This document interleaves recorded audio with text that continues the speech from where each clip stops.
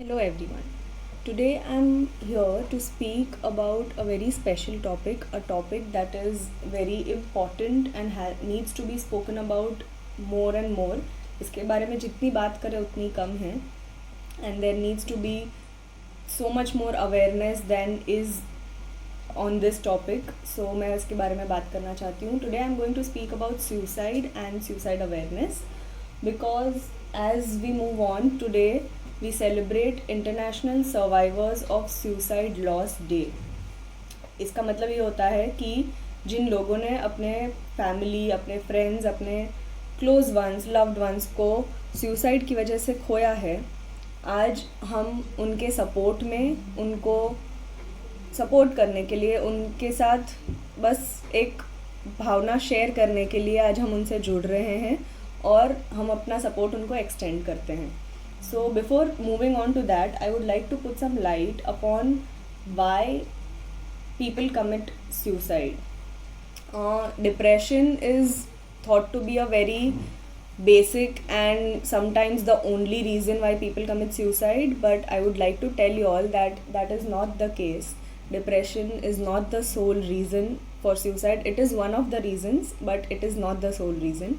So मैं आपको कुछ बताना चाहूँगी, कुछ रीज़न्स जिनकी वजह से लोग सुसाइड करते हैं. आई होप ये आपके लिए हेल्पफुल होगा. So to begin with the first reason is emotional pen.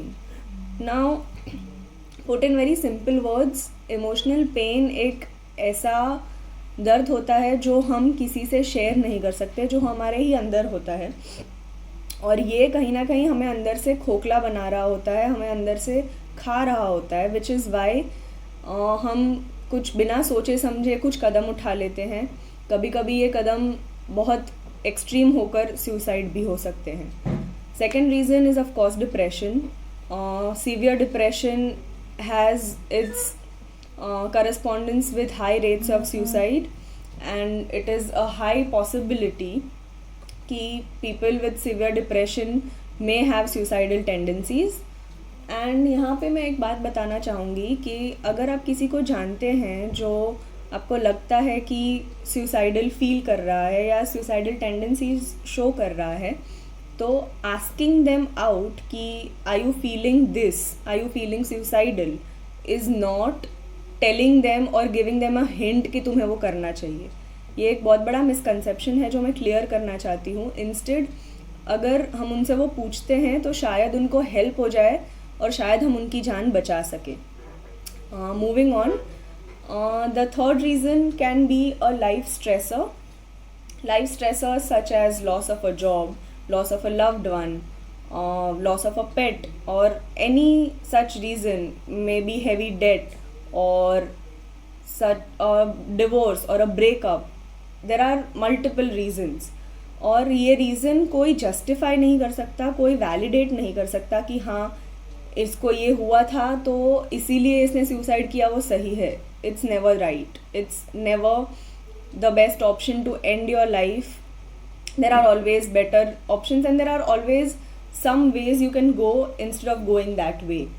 So but हम कई बार ये करते हैं कि हम उस रीज़न को वैलिडेट करने लगते हैं, which is not very right. Moving on, एक और रीज़न है लो सेल्फ एस्टीम और लो सेल्फ वर्थ. अगर आप खुद को पहले से कम वैल्यू करते हैं तो अगर इसके एडिशन में if there our life stressors that these people feel, then it is possible that they have suicidal tendencies or they might take these stressors as being more stressful than they actually are.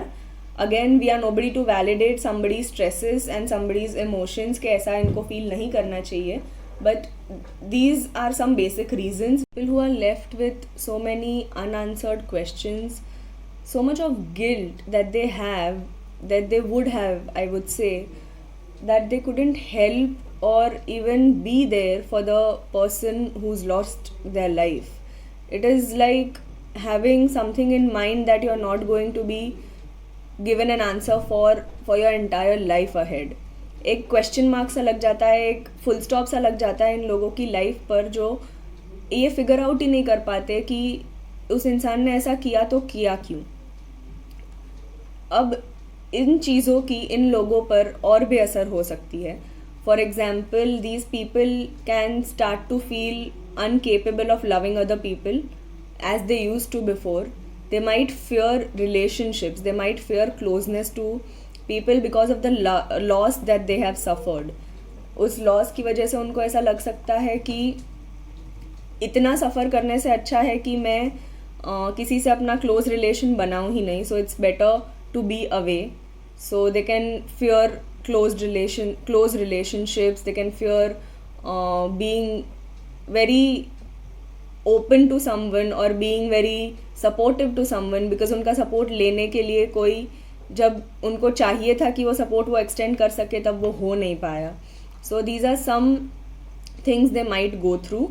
And today on international survivors of suicide loss day मैं आपको कुछ tips देना चाहती हूँ जो maybe आपको help करेंगे. Even if you are sometimes in life feeling low and feeling like ending your life is the best option, remember, it's never the best option. There are always better options.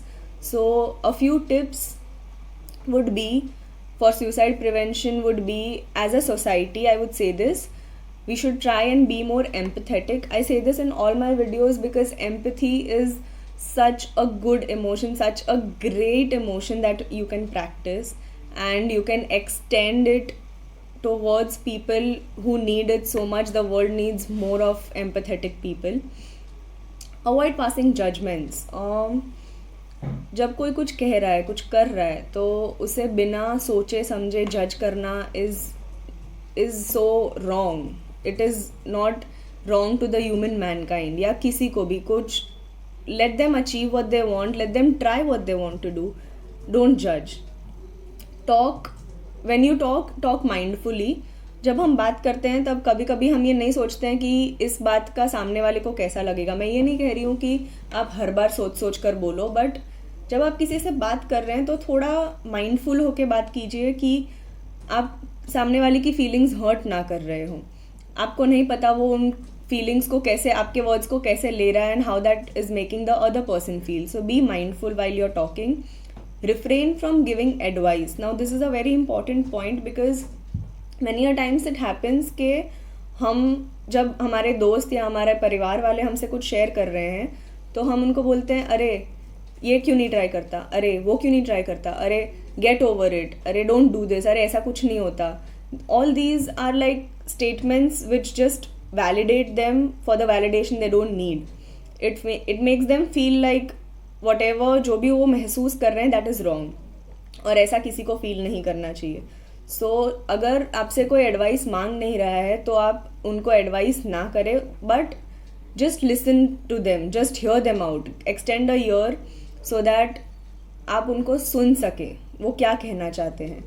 Then if you know somebody who is feeling depressed or is feeling low or is feeling suicidal, help them get professional help. This is a very important step and it will help that person come out maybe of that position or that life state they are in. Lastly, I would like to give you some tips that would help you to extend your support to the survivors who have lost people to suicide.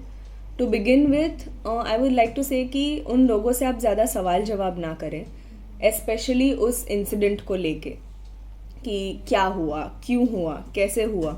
उनके पास already बहुत सवाल हैं खुद के, to which they don't have answers at all.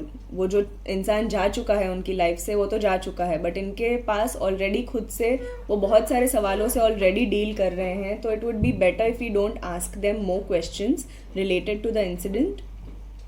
Avoid asking them why questions. This can make them feel that they are somewhere down the line a reason why the other person did what they did, and that is not how they should be made to feel. So avoid asking them why questions.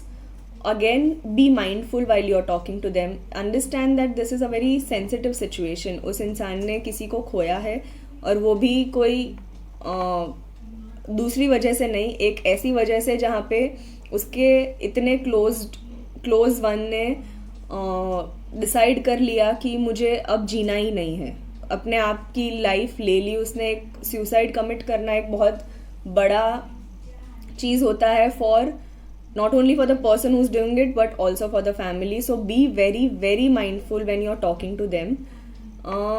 Talk to them without any judgments. आप पहले से अगर ये सोचकर उनसे बात करने जाएंगे कि शायद इनके परिवार में कोई प्रॉब्लम थी, शायद इनको सपोर्ट नहीं मिला होगा परिवार वालों का, और इस माइंडसेट से अगर आप उनके पास जाएंगे तो ये डेफिनेटली उनको हर्ट करेगा. Of course nobody wants their family to end their life like that. So it makes no sense to judge them and talk to them with those judgments. Also, one more thing that is important is ask them about their mental health and their well-being. Like उनसे पूछिए कि वो कैसा महसूस कर रहे हैं. मैं ये नहीं कह रही हूँ कि आप उनसे उनके लॉस के बारे में पूछिए, बट ओवरऑल जनरली वो इस सिचुएशन से कैसे डील कर रहे हैं ये आप उनसे पूछ सकते हैं. आप उनको अपना सपोर्ट इस तरह से एक्सटेंड कर सकते हैं. And again be very very empathetic when you talk to them और when you talk to anybody. Empathy is a beautiful emotion to be practised and this world needs more of empathetic people. With this, I would like to end this video and say that let's create a world wherein people feel more comfortable to open up, people feel more comfortable to share what they're feeling, and let's be empathetic to everybody around us so that this world is a better place to live in. So आज के लिए बस इतना ही था, and hope you are more empathetic and mindful. And for more of such videos and to connect with me, you can log on to Plan My Health and check our website as well as follow us on Instagram. Thank you.